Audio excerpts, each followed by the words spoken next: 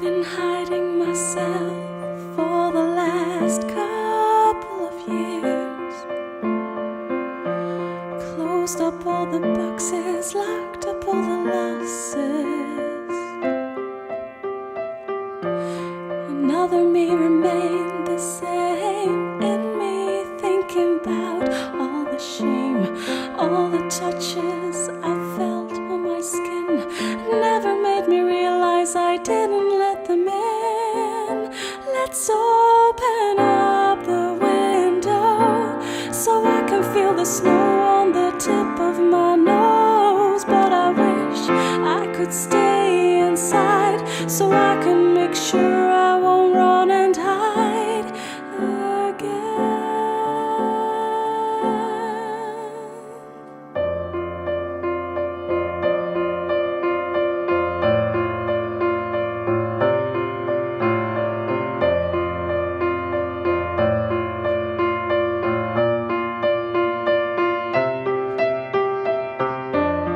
Always the search to explain the thoughts I have.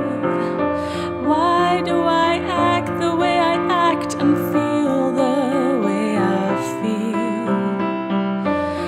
Never-ending disappointments because I have the need to criticize myself all the time.